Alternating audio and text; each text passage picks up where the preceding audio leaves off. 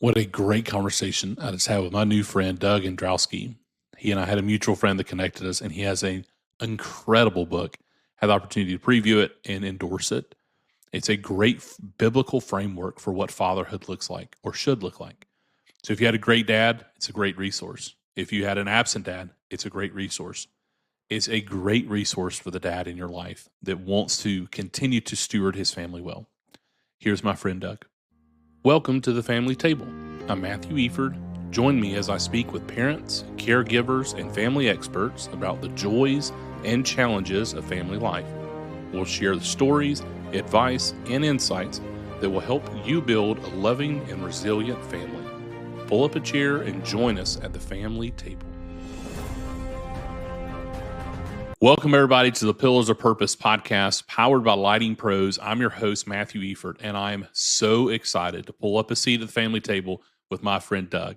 Doug has written an unbelievable book, and I had the privilege of reviewing it before launch day and had the opportunity to endorse it, and I'm so proud to have been able to do that. And Doug, man, thank you for writing this. Thank you for being a new friend of mine that we had a mutual friend connect us. And as you come on, man, I'd love those who may not know you, tell us your name, tell us where you are, and tell us your book title before we dive in. Yeah, Doug Androsky. The book series I authored is Built to Father.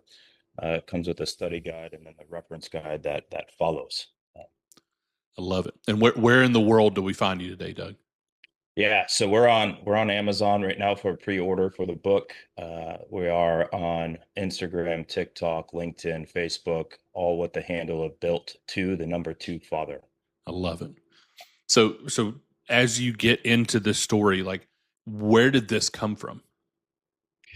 Yeah, Matthew, before we get going, I really do want to take this opportunity to honor you and the work that you've done, even though we will released April 14. I can't remember exactly when you and I first talked, but it was definitely around that time. And Yeah, so I definitely want to ask you and honor Noah and talk through a few questions if you were willing to address that. sure. Yeah, be more than happy to. Yeah. So the first question is just what made April 14 of 2026 here the release date, like the right release date for you, the book, and for your family? Yeah, it's a great question. So one of the things that we had talked about that I've shared on this podcast and other episodes that I've been able to be interviewed on is I had this desire to write and I had the desire to share, and I always wanted to do it in tandem with his birthday. Mhm. And for whatever reason, like, God just didn't let me do that. It just felt too much, right? It felt too much of a this is not really the way to honor him, because around his birthday is a time that we as a family come together, our extended family. We spend time together. We celebrate him. And as you are finding out with your book launch, as I found out with mine, the book launch week, month is just chaos in all the right ways. Like, it's really encouraging when the message gets out there and people want you to come and speak and share and do interviews and TV, radio, podcasts, newspapers. All those things are amazing, and I love talking about our son. I love talking about our foundation. So we picked the middle of April. It was after Easter, which I thought was very fitting. I didn't want to do it before Easter. I didn't want to be a part of Passion Week, but pick the week after Easter just as a way as we celebrate our faith. And we just kind of rock and rolled. Yeah. Yeah, that's great. Yeah, thanks for sharing. Yeah, and another thing, and you probably get this a lot, and I probably will have to address it too at some point, but like who the book is for that you didn't expect it to be for. Like who are those people that are reaching out to you that you're like, oh man. Yeah, that's a great question, man. I initially wrote it. I say it had 4 parts, right? I wanted to honor my son. So he fought 57 and a half hours, really hard to give his mom and Hannah and I, more time with him. So I wanted to honor him and his fight. I wanted to come alongside grieving parents to help give them language to the journey that they're walking and give them some insights into our journey and maybe help give some encouragement or some wisdom as we walk the journey. I wanted to support the community around grieving families, right? I think as a community, as a church body, as the Big C Church, or just people in general, we're really ill equipped to walk alongside people in grief. We don't know what to say. We don't know what to do. We're afraid to do the wrong thing. And a lot of times that leads us to do the wrong thing, or it leads us to remove ourselves from the situation, which ultimately is the wrong thing. And then lastly, we want to glorify God.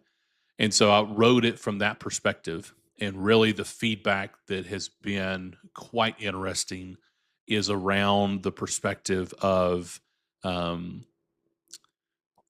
I'm getting calls and emails from men and women that had not lost a child. They had not gone through that type of grief, but they've read it because they got recommended it, or they got encouraged, or they know me personally. And they are giving me the feedback of, hey, I didn't realize how much grief I had not processed in my life. I didn't realize how much I needed to walk through some things. And I appreciate you writing this. So that's probably something that was most surprising for me, for sure. Mm. Yeah, that's eye-opening. That's illuminating, man. Like, huh. I wouldn't have expected those people to reach out to you, but I guess that makes sense. Like everyone's dealing with something from their past that they haven't dealt with, right? Yeah, and it's a great point. Like, man, the loss is universal. Like everybody feels loss, and the amount of loss, or the severity of loss, or the consistency of loss in somebody's life may be a little different. But at the end of the day, we all experience loss, and so it is something that unites people. Ultimately, it is this sense of we've all lost something, or someone, or multiple things. And so it's what we do in the midst of that matters a lot. So I appreciate you asking about Noah, and sharing about the book. So Doug, I want to talk about your book. So it's very kind of you to ask me about mine, and I'm sure we can continue dialogue later about mine. But so tell me about your book. Right, you felt called to write this book. What is the origin story of your journey of this series? Yeah. So Matt, like my background is military intelligence and Okay, statistical analysis, pattern recognition. So when I wrote this book, Built to Father, I didn't write it from, my feelings that I went through and emotions and all that. I wrote it from the years of watching what fathers do, what their kids do and what happens when nobody hands them, or a man a framework. And here's what the pattern told me, right? Like every father is fathering from something. Most don't know what, and they default to what their dad did, what his dad did.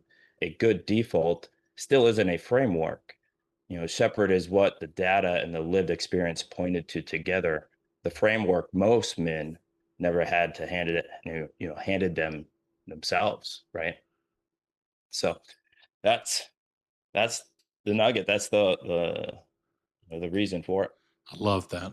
And so you talk about in the book the five men that you learned about fathering. You learned about this perspective. You learned about God the Father. Like, talk us through what do you mean by that? Yeah. So it all started. Yeah. I was born and raised in the northern Minnesota, Wisconsin area, and Okay. 36 times before I was 17, Wow. and all in the one town, and not in the military at the time. And so that carried a weight, right? And in foster care, in one of those times as well. And my parents, I want to honor them and respect them too. And they again did what default looked like for them, what their father looked like to them. And unfortunately to me, that wasn't the framework I needed, that I realize now. And so God put five men in my life, right, at the right moments, at the right time that I needed them. And my book captures the five and what they Okay. did. And then each one of them, respectively, can carry each one of those pillars that we talk about, the shepherd framework. And we can get into that if you wish at Yeah, some. please. So you talk about like building a framework, right? Yeah. It's amazing the way that you tried to articulate this on way of like, hey, if you need a playbook to step into biblical manhood, this is here's a playbook. Here's a framework. Here's a guide to help you step up as a young man or an older man that maybe you didn't have that great relationship, that great observation at home. Maybe you struggled with that. Maybe you didn't have the upbringing that you would hope for, that you want your kids to have. So you build this framework. How did you come around the framework of the Shepherd framework? Yeah, so this idea came to light in 2019 or so when I was sitting at a church in Colorado, and I was studying. I had to have been around like elders and leadership of the church, right? Okay. So first Timothy and then Titus, qualifications of an elder, and so then I'm thinking, wait, like being a shepherd, it's how a father should be. It's how a man should be. It's not respective to just an elder of a church or a pastor of a church. Like the elder, shepherd, pastor are all synonymous. But sometimes I think men forget that because it's Paul is talking to those qualifications as a leader of a church, that they don't necessarily think about that's who they are and what they should be at home and in life. And so, when I write this book, and I had four men in mind to write this book, and it's Okay. the absent father, it's the present father, it's the fatherless father who never had a father growing up. And I would say this, the fourth one came a little bit after, as I was like in the middle of the writing of the book, and it's for the father who says he has a perfect father. Okay. At the end of the day, we all have had a father in the past, whether good or bad or indifferent, and it's we coined the phrase default. That's a default father just trying to replicate everything Yeah. moving, but there's no real framework that governs what a father should be. I love that. And so, how did these five men in your life? How did they help model that? Can you kind of give us the background there? Yeah, so the very first man was the custodian of a church, Okay. and he and I, like, I hung out with him after church almost all the time, right? And where we lived, that place we lived the longest, the 4 years of my entire upbringing. It may have been like 3.5. I don't remember exactly, but nonetheless, the guy said this. He said, "Doug, if there's anyone going to make something out of themselves, it's going to be you." And so what does that do? That's calling forth purpose. That's calling forth identity and who you should be and what you could do. And we would put that in the category of the E, the encourager and nurturer Yeah. uh, pillar that we have. And so that was one. And without going into more details of the other five, um, each one thereafter would show me each one of those substantial things that the pillars are frameworked around. I love that. I love that so much. And so, as you're building out the framework, as you're finding the word shepherd, can you take us back to that moment where all the pieces kind of came together, and it And was the aha of like, oh wow, this everything fits. Yeah, no, that's a great question, and that's where my segue into that military intelligence and process record, like pattern recognition, right, and finding connections, is that note in 2019 was the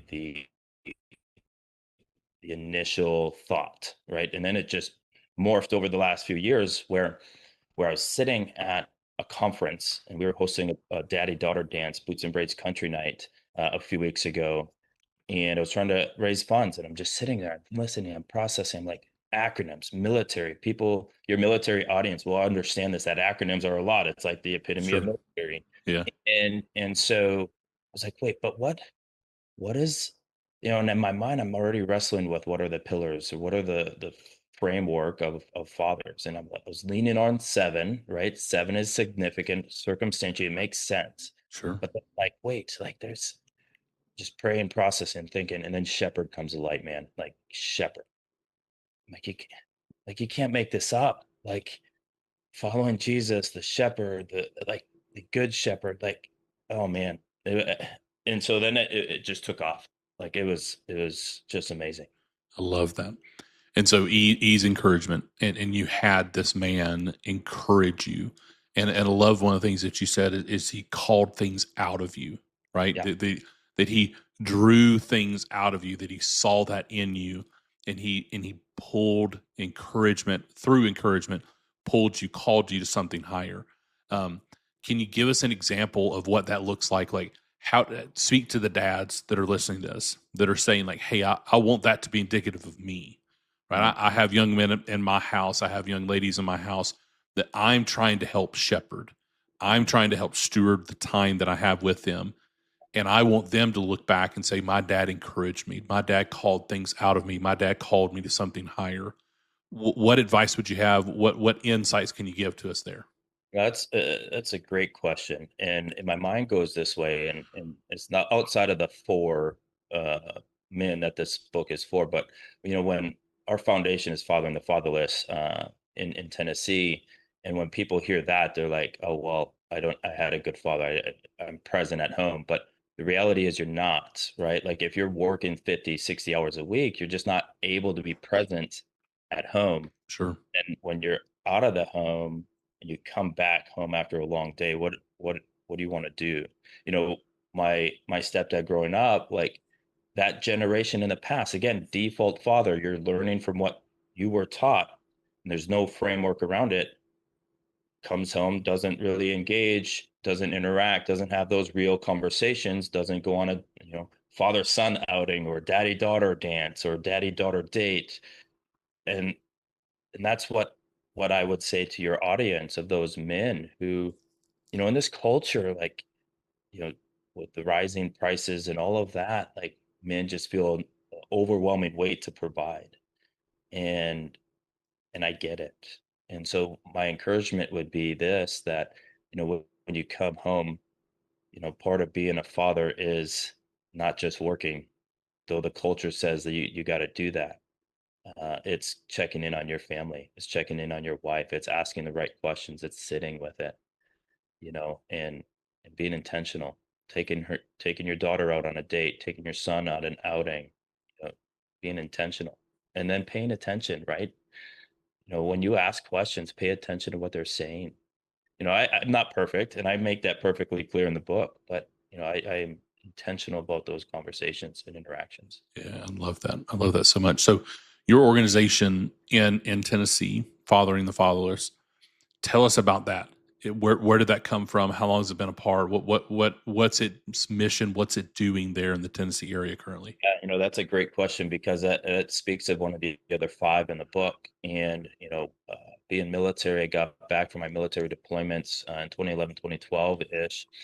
And I went to a church, and the pastor at the time had five kids of his own, seven adopted. And he and I would meet regularly. And then one day he's like, Doug, your purpose and passion in life is fathering the fatherless. For a long time, I didn't realize what that was for. And I didn't know if that was like for a profession and getting paid or, volunteer ministry kind of thing. And so that was back in 2012-ish. And Okay. so fast forward, that has taken a back burner until last year, the end of last year, I get my real estate license in Tennessee. And the coach is like, Doug, just do what you're passionate about. I'm like, door open, right? I Like, love it. and so that morphed, into the book and then the dance. And the foundation is for not just the fatherless, but again, it kind of coincides with the book. The present father, the absent father, the fatherless, and the father who thinks he had a perfect father, but you know needs a better framework. I love that. So our audience is listening to this. Obviously, want to share at the end. Like all the links are in the show notes for anybody that's watching or listening or wherever you find this. The notes are there. How to pick up the book. It's an incredible resource. Are there any other overarching themes, other overarching nuggets that really were takeaways for you in writing this? Right, I learned in my book in writing Noah's story, there were so many things that it further validated it in my heart, like deep in my soul. I needed to remember this, and some things, got great feedback on, which has been great. But some of it was just for me, right? Is there anything in your framework that you kind of felt like, okay, this is a nugget? I think it can help other people, but really, first, it really helped me. It Yeah. helped solidify this in my heart. No, the wife and two points. The wife and I chatted the other day, and that's part of our rhythm every night, scheduling. The kids go to bed, we just chat, we talk, right? Sure. And And that's one of the things, and that speaks to the first H pillar, husband who loves sacrificially. Yeah. You can't be a good father unless you're a good husband, right? Um and so with that, she's her and I were just talking. I'm like, we like going through this book, writing this book, like it just completely changes my life, completely changes how I'm fathering and parenting at home, right? Uh, and so the second part, I totally forgot. I don't know. That's So, okay, man. No, that's okay. I've got a follow up question to that, which sure. um, I know for me, I speak for myself. I won't speak for you. I speak for myself. Yeah. Writing this, going through Noah's story, going through the loss of Noah, it obviously deeply impacted me as a dad. But one of the things that I've had to learn is grace for me on the other side of Noah's absence, right? Grace for me on the other side of the book release, because there's a way that we write, even though we're being transparent and saying, like, I don't have all this together, and I don't, and you don't, and we both said that, and we both feel that way. But you write this book, and it's like, I kind of know what I'm talking about because I wrote this book. Where have you found, what advice would you have for somebody who's giving themselves grace when it doesn't feel like I need it? No, doesn't feel like I deserve it. Not that we know that we need it, but I know for me, right, that I've really wrestled with. We have three sons that are still here, right, and Satan attacks me personally whenever I lose my temper, whenever I say something, when I don't keep my word, whenever I'm too harsh with them, whatever it may be, whenever I fail them as a dad. The attack immediately from the enemy is, yeah, but they're still here. Like, how pathetic are you as a dad Yeah. that you're treating your sons this way? Like, so Yeah. obviously that's something I continue to work through, Yeah. and I have advice on my end. But for your perspective, what advice would you have to the dad Yeah. that's reading your book, that's hearing this conversation, that's saying, I want to show up better as a dad. I want to continue to go one step forward and one day at a time. I want to show up better. Yeah. Yeah. But what advice when we fail? Of course. Yeah. So I remember the second point, if I may go back to that, and then I'll come Please. to this. I've met a lot of men, a lot of fathers, and I travel in every different time zone. I have connections with everyone or a lot of people. And every conversation I have, and I'll turn it back to you at some point, is is there a manual on being a father? Yes, we have the Bible, 66 books, thousands of pages, and I we should look at that. But is there an actual biblical manual for fatherhood? And in every one of them it says no. And that's alarming, that's surprising, but it yet doesn't surprise me because of what this culture is being plagued with. And Yeah. I have, the statistic analysis, and I want to bring that up to you, is that, in your county, Jackson County in Georgia is 19% single parent households. Wow. 19%. That's lower, 4% lower than the national average. The county, and I don't know where geographically it sits, but the Clark County Yeah. It's the next county over. next to you is at 46, Yeah. 46%. Yeah. So then I'm thinking, oh man, like I'm this framework, no one's this framework will change how we parent, how we father, and the shepherd framework. um and your situation and what you shared about how do I be a better father at home when, I'm going through this grief, I'm going through the loss that you experience with Noah. How can you be like that with, different to your kids that are still here, that still need a present father, someone who's actually going to be there? And that's where I created the study guide to support this book.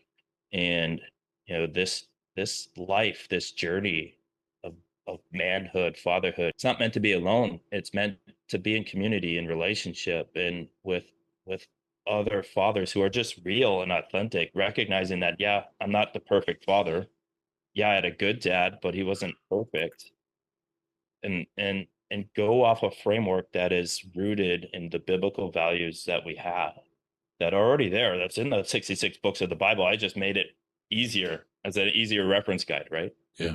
And so the study guide is designed for, small groups, 4 to 8 men. So that's what my encouragement would be for that. And then here's the other nugget, and I know I've been talking a lot on this topic, but going back to the book, reading my book, the biblical references are there, and it's an easy reference guide. It's easy to pick up and say, um, uh, you know, S is the spiritual leader, the first pillar, right? That's a significant milestone, like a significant part of the Sure. shepherd framework. Yeah. So Yeah, foundation. Yeah. exactly. And I have in the book, in the study guide, a reference guide, questions and answers, questions that help you understand whether or not that pillar is failing or fractured in your life. And if it is, go to that section of the book, right? So if what's happening in your family, what's happening with your kids. So you're going home, right, Matthew, and you're talking to your kids and you recognize that there's something going on in their life. And so then what I do in the book and the reference guide is help you see by asking you the right question about what's happening in your kids' life.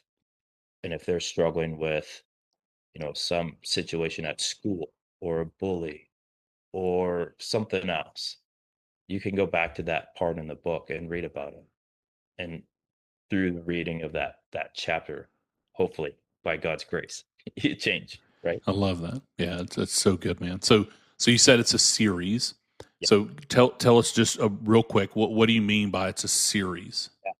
Yeah. So Built to Father is the primary book, and that's the primary book. 13 chapters, 8 chapters of it we cover the shepherd framework, and each pillar has its own chapter.